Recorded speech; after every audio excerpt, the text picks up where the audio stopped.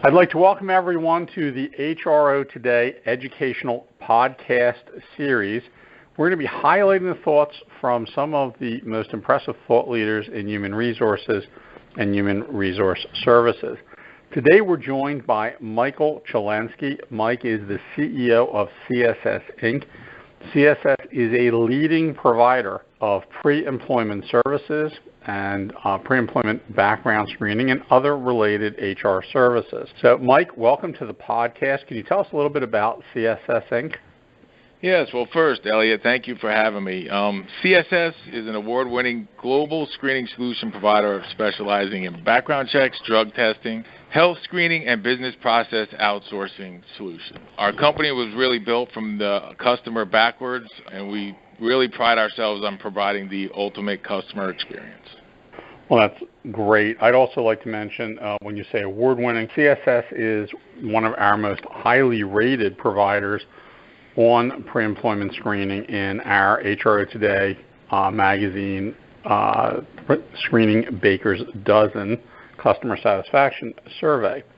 So, Mike, there's a couple of pressing topics people are thinking about with respect to, HR, hiring, and particularly pre-employment screening. So we've all heard HR described as a jungle, but now the most prevalent plant in the jungle is cannabis.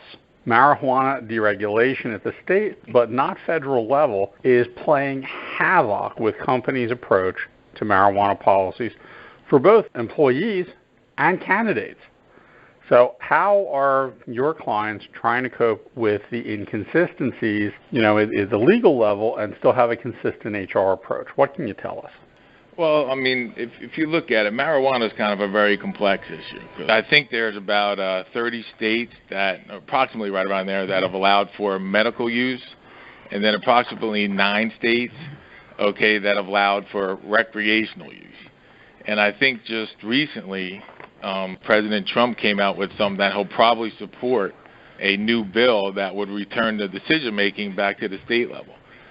So I think that really leaves HR kind of up in the air, on what policies and what they should have in place. Because when you look at it and you look at the industry, I mean, take the construction industry, for example. If you have somebody that's, say, climbing a 12-foot beam that's 20 stories high, I don't think you would really want them being impaired under any substance. So I think it's going to be really important for HR to really take a look, at their policies, put sound policies in place, around marijuana, and then also keep abreast of the regulations as this, plays itself out. Testing, too. If you look at the testing of it, there really isn't, like, alcohol is in your system, you drink a certain amount of alcohol, you wait an hour, you're not impaired anymore. They have breathalyzer tests that are out there for alcohol use. Even though testing's evolved, there's some oral testing and things that are coming out there that have a shorter window of detection. But marijuana is kind of fat soluble, so it's not like you could take a urine test or a breathalyzer type device and say that you're not impaired to do a job. So I really think it's going to come down to employers really working with their legal departments, having sound policies in place, and then to address these issues as they come up, to make sure they have consistent HR policies throughout their entire organization that pertains to their specific industry. So are you finding a lot of your clients are going to policies on impairment, just saying, okay, we're not going to get in the middle of this federal states' rights issue, but make sure you're not, doing bong hits right before you start riveting? If you look at it, in any industry, people driving cars, Department of Transportation, you don't want people that are impaired behind the wheel under any substance. So I don't think that the laws and the regulations have really caught up with the legalization of marijuana yet to say what's right and what's wrong, or how much are you allowed to have in your system, like alcohol. There's a limit that says, okay, you're 0.08, I think it is now, or higher, you're legally impaired. There's none of those regulations that have been passed yet to say what is legally acceptable amount of marijuana, whether it be medicinal and or recreational. So I think you really have to see how that affects your company, and then what are you allowed, or what will you permit as a company as part of your policy. And again, I would work with all your legal experts and people that are in the industry. And really, it just goes back to having sound policies, consistent policies, and then making sure you're following them. I want to assure the listening audience that no hash brownies were injured during the recording of this broadcast. So I had to say that, Mike. All right, so I want to talk a little bit about what you're seeing from your clients from the standpoint of utilization and how thinly stretched HR is. So many HR departments have too few hands to manage all the details and documentation requirements just of everyday HR. Now, I understand your firm is now building a BPO or business process outsourcing solution set to help with day-to-day administration. Can you describe how the clients of this service line are using the BPO services and how it's improved their HR function? Yes, thank you. One of the things that we do here at CSS is the company was built from the customer backwards. So one of the things that we do first is listen to the HR professional and say, how can we be a true partner to your organization? What are some of the, I would say, busy tasks that you're doing? How can we help you focus on what counts, to be more strategic, more in line with the company culture, the plan going forward, the growth initiatives, the hiring. So one of the things that we've found through going through working with our customers is what can we take off their plate to focus on really what counts. Some of the things that we do and we've found is working directly with the candidates, scheduling drug tests, fingerprinting. It's very time consuming. For the HR candidates, they're on calls, they're taking calls repetitively by different candidates. Sometimes they're hiring 200-300 people at a time to do that. So we at CSS said, how could we make your job easier? So these are some of the things that they can outsource to us. We handle all of that busy work, and we have teams that are dedicated to do that to ensure that you're also providing the ultimate candidate experience.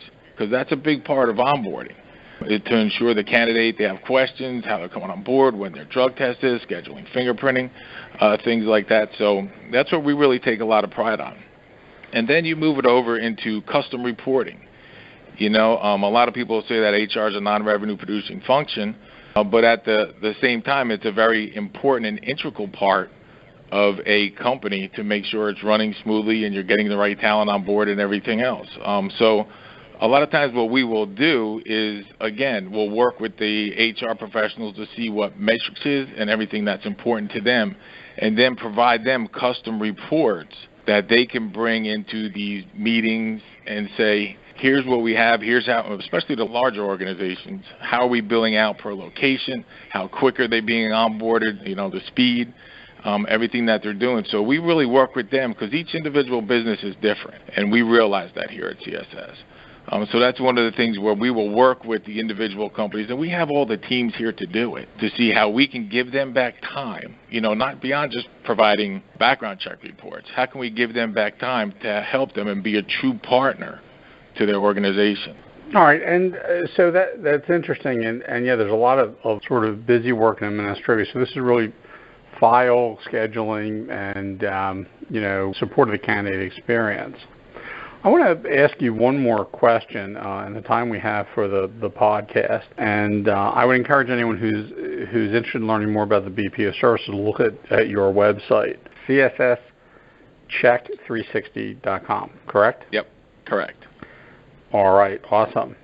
So I want to just ask you one of the sort of the biggest issues, and we're seeing this there's a number of legal issues that have arisen in pre-employment screening, is the requirement that background checks now follow the guidelines that impacted from the Fair Credit Reporting Act, or FCRA, a piece of legislation and regulation that typically hasn't entered the HR world until the crossover with pre-employment screening.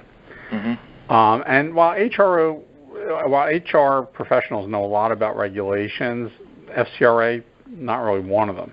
So with all the legal class action suits taking place and the concern in the HR community, how does a firm like CSS help clients ensure that their workflows are compliant with these latest FCRA requirements?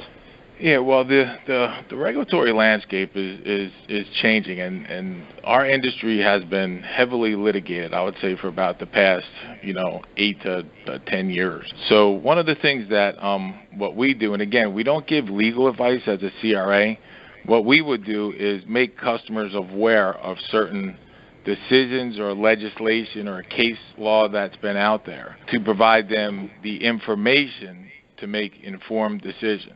Some of the things that we do quarterly newsletters, annual webinars, and then we've also partnered with one of the industry-leading law firms that specialize on these type of issues to make sure that the companies that we have and that are part of our organization, that to make sure they're aware, because for a while there it was changing pretty quick. So what our job is to make them aware of all these recent decisions, the legislations that changed. I think this ban the box thing is really catching on too throughout the U.S. It started out with a couple states and it's catching on. So we really try to make them aware of these different regulatory changes that have been coming about, these different case litigations, and then provide them that information to then work with their legal counsel to make sure that they're doing everything according to the new legislation that's been passed and things that have taken place that could affect their onboarding process of candidates. So can you just clarify, when you talk about ban the box, how that's affecting pre-employment screening? Well, it's really state by state. What it is during, it's kind of on the initial application where they ask you if you've ever been convicted of a crime, felony, or whatever it is, that box, that normal, like, quote-unquote check box. What they do is they have to remove that from the first initial application that you fill out. So that doesn't come into the initial decision of whether you should move to the next step or not. They can ask it later, but it's one of the things that have been catching on state by state. Yeah, there are actually somewhere around 30 states that are technically either in play or have decided to ban the box, and it's become a bit of it actually, historically, for someone who's been around as long as I have, it was a way you could tell if a candidate was being truthful as well. Early in the process, did they admit that they had a problem, and that may or may not knock them out of consideration, but if they indicated they did not and it turned up later, then you definitely knew that you should stay away from them. Yeah, so. and I think what it does is open up dialogue too, because a lot of people, what we do is we provide employers information to make the best hiring decisions, and then that comes with the FCRA too. And now there's actually state by state compliance that's falling into that realm too, according to the because now it's similar to the marijuana issue where you have state by state legalizing. It's illegal currently at a federal level. You take the FCRA, and that's what makes it such a complex issue. That's why we really recommend, we'll provide the information, but we really recommend working with your internal legal counsel, because it's actually changing on how far back you can report by each individual state. All right, this was great, quick overviews, and once again, if anyone has any questions about some of these topics, there's some thought leadership both on HROtoday.com, where you can find this podcast available for download as well. For information on some of the topics Mike and I have discussed, go to CSSCheck360.com, and you can find articles on CSS website. I want to thank Michael Chalenski, CEO of Css Inc., for taking part in today's podcast, and we hope you found the information we shared with you today useful. Thank you. Thank you, Elliot. I appreciate the opportunity.